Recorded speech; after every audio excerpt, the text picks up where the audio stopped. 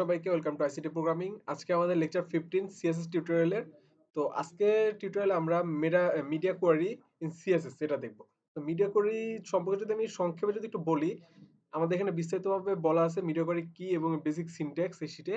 তো সংক্ষেপে media query use করা হয় রেসপন্সিভনেসের ক্ষেত্রে। তো আমরা একটা ওয়েবসাইট যখন লঞ্চ করি তখন সেই ওয়েবসাইট ইউজাররা কখনো ফোনে, কখনো ল্যাপটপে বা কখনো ট্যাবে বা অনেক সময় দেখা যায় মিনি মিনিমাম যেই ডিভাইসটা মানে স্মল যেই ডিভাইসের যে ফোনগুলো হয় সেখানেও ইউজ করে।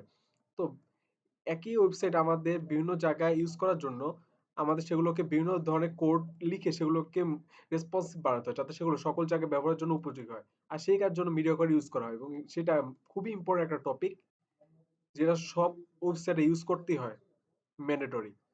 তো আমরা যদি সরাসরি করে চলে যাই আমাদের, আমি অলরেডি একটা লেকচার 15 যেহেতু আজকে সেই 15 এ ফোল্ডার এবং এইচটিএমএল ফাইল বানানো আছে। আর যারা আমার আগে ভিডিওগুলো দেখেনি তারা অবশ্যই দেখে নেবেন, তাহলে না হলে এগুলো কিছু বুঝবেন না। তো জাস্ট কোয়েরিজ ইন সিএসএস,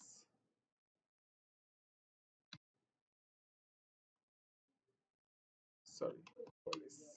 ওকে, তো এরপরে মিডিয়া কোয়েরিজ আমি টাইটেল দিয়ে দিলাম বডি। বডির ভিতরে একটা ডিপ নিতে পারি। ডিপের ভিতরে আমি একটা H1 নিতে পারি,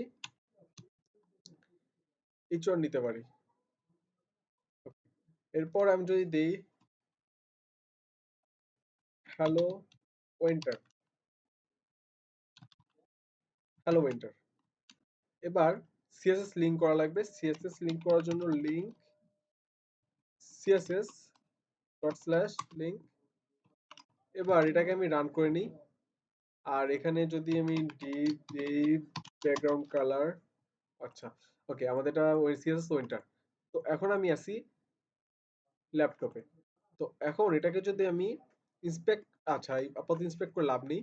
তো এটা আমি ব্যাকগ্রাউন্ড কালার দিই,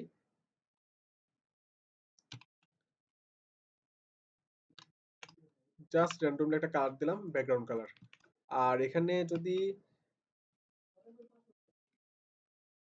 H1, আমি জাস্ট ট্যাগ নিয়ে আমি জাস্ট করতেছি। তো H1 কালার হোয়াইট, আচ্ছা এগুলো ঠিক আছে আপাতত।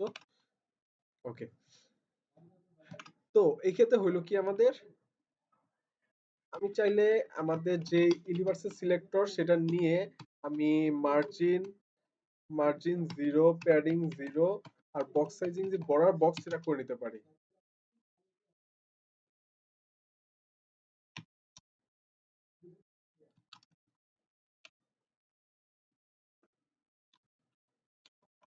ওকে, তো এখন আমি যদি এটাকে ইন্সপেক্ট করি, এখন আছি ল্যাপটপে, তো ইন্সপেক্ট করলে আমাদের কি দেখাবে, আমি এখন রেসপন্সিভনেস এর জন্য আমি এখানে ক্লিক করব।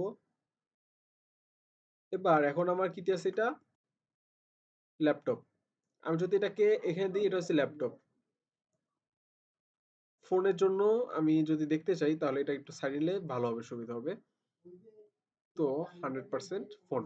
আচ্ছা, ফোনের জন্য আমার সাইজটা কিন্তু অনেক বড় দেখাইতেছে, কারণ একটা টাইটেল কিন্তু আমরা কখনো ফোনে এত সাইজ দেখি না।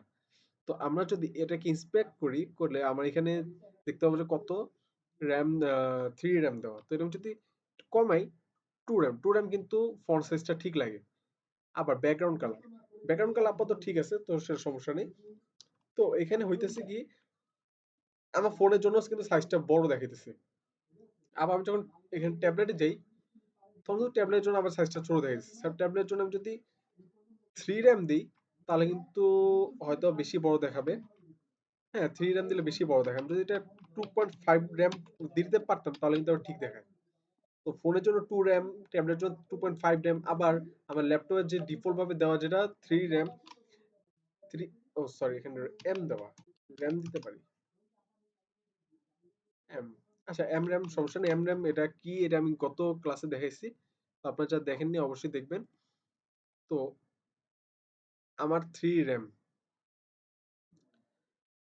তো এখন আমি কিভাবে মিডিয়া করে ইউজ করতে পারি। তো এখন আমি মিডিয়া করে ইউজ করার জন্য আমার করে গিয়ে আমার লিখতে হবে, আচ্ছা বেসিক সিনট্যাক্সটা আমি যদি দেখে আসি এখানে, যে basic syntax at that media, media type, condition, আর আমাদের যে সিএসএস রুলস গুলো সেগুলো। তো মিডিয়া টাইপে আমাদের ডিফল্ট ভাবে থাকে স্ক্রিন আর হচ্ছে প্রিন্ট। প্রিন্টটা হচ্ছে, স্ক্রিন হচ্ছে ডিফল্ট ভাবে আমরা যেটা ইউজাররা দেখে, বা আমরা ইউজার যখন একটা ওয়েবসাইট লঞ্চ বা ওয়েবসাইট ওপেন করে তখন যেটা ইন্টারফেসটা আসে সেটাই হচ্ছে আমাদের স্ক্রিনটা, নর্মালি যেটা ডিফল্ট ভাবে স্ক্রিন থাকে। আর প্রিন্ট, যখন আমরা কোনো কিছু প্রিন্ট করতে চাই, অর্থাৎ কন্ট্রোল পি দিলে যখন প্রিন্ট হয়, বা এখানে যে প্রিন্টে ক্লিক করলে যেটা আসে, প্রিন্টের সময় আমরা যা যা দেখি, এখানে যদি কোনো কিছু চেঞ্জ করতে চাই তখন আমাদের, মনে করেন এখানে যে এখন বর্তমানে এখানে H1 আছে, তো হইতে পারে আমি H1টা রাখতে চাই না বা অন্য কিছু অ্যাড করতে চাই প্রিন্টের সময়, তো সেই ক্ষেত্রে আমরা প্রিন্ট ইউজ করি, মিডিয়া টাইপ প্রিন্ট। তারপর কন্ডিশন এন্ড এন্ড দিয়ে যোগ করতে হবে, মাল্টিপল কন্ডিশন দিতে পারি। আর এখানে কমন মিডিয়া করে কন্ডিশনের মধ্যে maximum height, minimum height, orientation যদি আমি সংক্ষেপে বলি, যে এখানে একটা ফোন যখন আমরা ওপেন করি তখন কিন্তু আমাদের ফোন কিন্তু থাকে আমাদের এরকম পোর্টেবল অবস্থায়। আচ্ছা, ফোন থাকে এরকম, তাই না? তো এই ফোনটা কিন্তু ল্যান্ডস্কেপ মতো আমরা রাখতে পারি, অর্থাৎ ফোনটাকে আমি রোটেট করি তখন কিন্তু আমাদের এরকম হয়। আচ্ছা, যাচ্ছে না কেন? তো ফোনটা কিন্তু আমি এভাবে ঘুরে নিতে পারি, বা আমাদের ফোন আমাদের লম্বালম্বি ভাবে থাকতে পারে। তো এখানে আমরা না এটার জন্য কোড করলাম, কিন্তু যখন যখন এভাবে আসবে তখন আমরা কি করব? তো সেই জন্য আমরা ওরিয়েন্টেশন হিসেবে আমরা কোড করতে হবে, যে আমরা যখন ফোন রোটেট করবে তখন কিভাবে আসবে, আর এভাবে আসে তখন কিভাবে আসবে। তো এই জন্য ওরিয়েন্টেশন ইউজ করা হয়। আর এর পরবর্তীতে রেজুলেশন, যেটা আমরা সবাই জানি। তো এটা দেখে নিতে পারেন, সমস্যা নেই, এখানে এক্সাম্পল সহকারে দেওয়া আছে। এরপর যদি এখানে একটু আসি, তাহলে media query, different operation, portable যেটা বললাম, মাল্টিপল কন্ডিশন যেটা দেখবো। বেস্ট প্র্যাকটিস যদি আমি বলি, যে বেস্ট প্র্যাকটিস হলো আমরা যখন ওয়েবসাইট বানাবো তখন রেসপন্সিভনেস করার সময় আমরা মোবাইল ফার্স্ট ডিজাইন শুরু করবো, মানে ছোট ডিভাইস ফার্স্টে মোবাইলের জন্য ডিজাইন করব, মোবাইলের জন্য কিরকম হবে, এরপর আস্তে আস্তে বড় ডিভাইসে যাবো, যে mobile small, mobile medium, mobile large, এরপর ট্যাবলেট, এরপর দেখা যায় ল্যাপটপ, তারপর এর বড়, এর থেকে বড় স্ক্রিন, এরকম। তো তাহলে আমাদের ইজি হবে। কিভাবে ইজি হবে সেটা হচ্ছে avoid excessive break points, too many break points can lead to unnecessary complexity. অর্থাৎ যদি এভাবে আমরা করি তাহলে আমাদের অনেকগুলো ব্রেক পয়েন্ট বানাতে হবে না, জায়গা বড় ছোট বা বড় এভাবে এলোমেলো করে করলে আমাদের অপ্রয়োজনীয় কিছু কমপ্লেক্সিটি তৈরি হয়, পরে আমাদের বিভিন্ন ধরনের সমস্যা ফেস করতে হয়। অনেক দেখা যায় অনেক ধরনের কোড থাকে যেগুলো আমরা খুঁজে পাবো না, যে সেগুলো হয়তো ইউজও হচ্ছে না, বা আমরা অনেক সিএসএস স্টাইল গুলো আমাদের অপারেট করে ফেলবে, সেই ক্ষেত্রে আর কি আমরা সেগুলো অ্যাভয়েড করতে পারি। তো মোবাইল ফার্স্ট ডিজাইনটাই বেস্ট। তো এবার সশিপ করে চলে যাই। এবার হচ্ছে আমি কি করব, ফার্স্টে আমার এখানে এটা ব্যাকগ্রাউন্ড কালার একটা দেওয়া, এখানে টেক্সট কালার হোয়াইট দেওয়া, আর এটা বাড়ানো সাইজটা।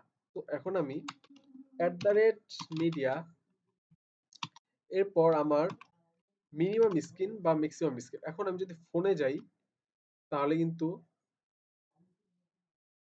তাহলে আমি এই যে আমি চাচ্ছি যে টেক্সট সাইজটা ছোট, তা কিভাবে ছোট করতে পারবো, এটা মিনিমাম উইডথ কত হতে হবে, বা এখানে যদি phone medium, phone large, phone medium, phone small, phone medium, phone large, ফোনের জন্য আমার যদি 2 হয় তাহলে কিন্তু যথেষ্ট, ফোনের জন্য আমার 2 হয় তাহলে কিন্তু যথেষ্ট। তাহলে আমরা কি করতে পারি, আমি আবার একটু দেখে নিই যে 2 হলে কি হয় কিনা। তো এখানে হ্যাঁ, 2 হলে যথেষ্ট। কিন্তু আমাদের ট্যাবলেটের জন্য কিন্তু আমার আরো বড় স্ক্রিন লাগবে। তো এই ক্ষেত্রে ফোনের কত আমার ম্যাক্সিমাম 425 পিক্সেল। তো 425 পিক্সেল। তো এখানে মিনিমাম না, এখানে ম্যাক্সিমাম দিই। Maximum with 425 pixel. এবার এখানে আমার H1 এর জন্য যেটা আমি বলতেছিলাম, H1 এর ভিতরে আমার হচ্ছে গিয়ে ফন্ট সাইজ যেটা আমার, সেটা হচ্ছে আমি 2 RAM দিতে চাই, 2 RAM। তাহলে কি হয়,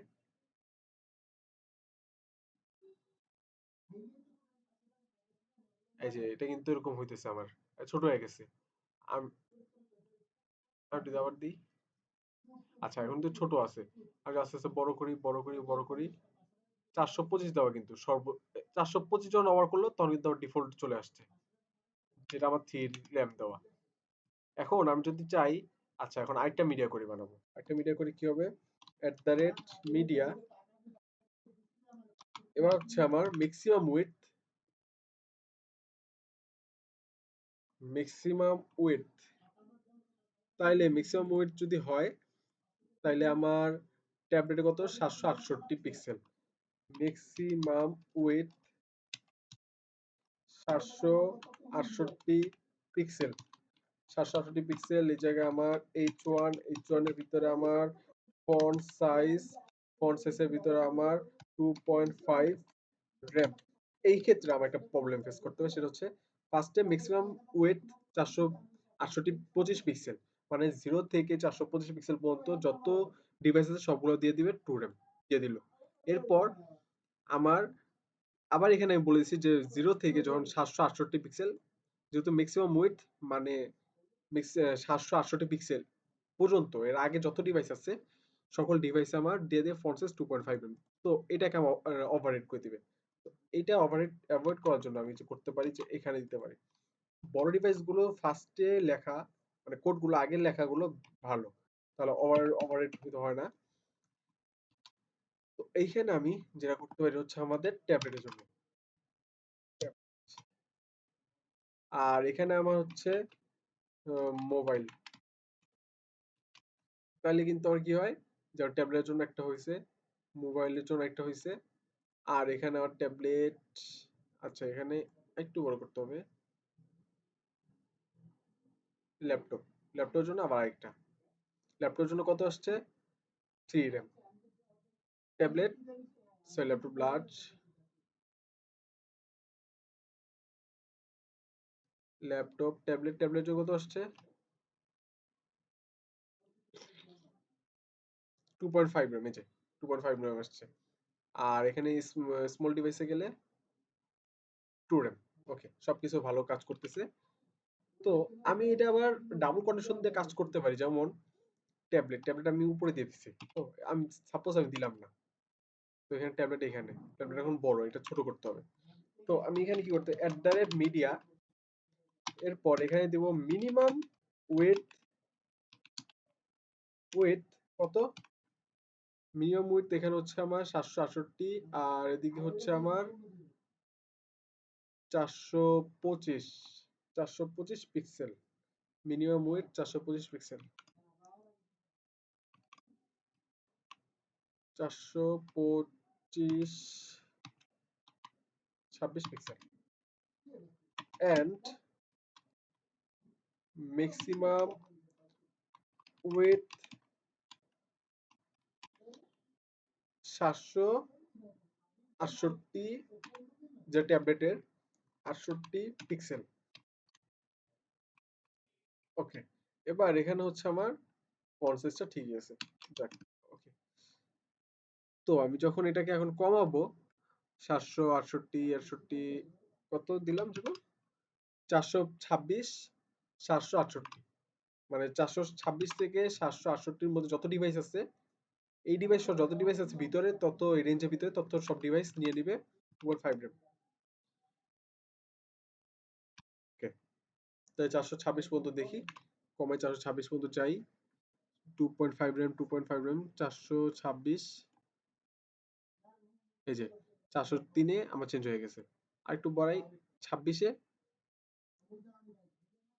ঠিক 26-এ আসছি। কত আসছে, 2.5 র্যাম। যদি একটু ছোট করি তাহলে 2 র্যাম।